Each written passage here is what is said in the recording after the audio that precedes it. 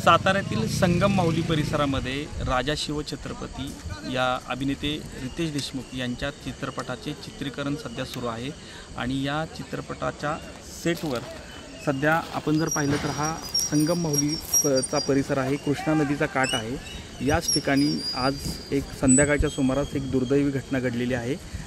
सौरभ शर्मा या नावाचा या सेटवरीलच एक व्यक्ती जो आहे तो याच नदीपात्रामध्ये बुडालेला आहे।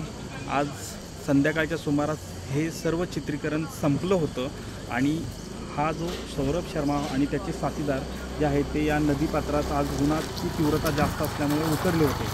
मात्र यातील 4 जण जे आहेत ते बाहेर पडले, मात्र सौरभ शर्माला या ठिकाणी जो हा डोह आहे नदीचा त्यातून बाहेर पडता आलं नाही, त्यामुळं हा या ठिकाणी बुडालेला आहे।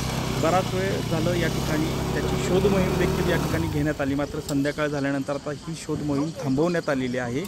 खरं तर या ठिकाणी मागील काही दिवसापासून या चित्रपटाचं शूटिंग चालू असल्यामुळं अनेक लोक देखील या परिसरात या चित्रीकरणासाठी पाहण्यासाठी येत आहेत।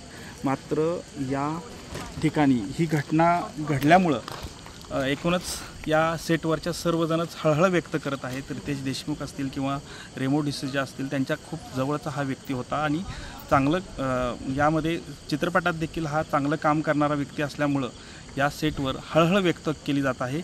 उद्या सकाळपासून ही पुन्हा या ठिकाणी याची शोध मोहीम जी आहे ती या ठिकाणी घेतली जाणार आहे। कॅमेरामन तुषार जाधवसह संतोष नालावडे, TV9 मराठी, सातारा।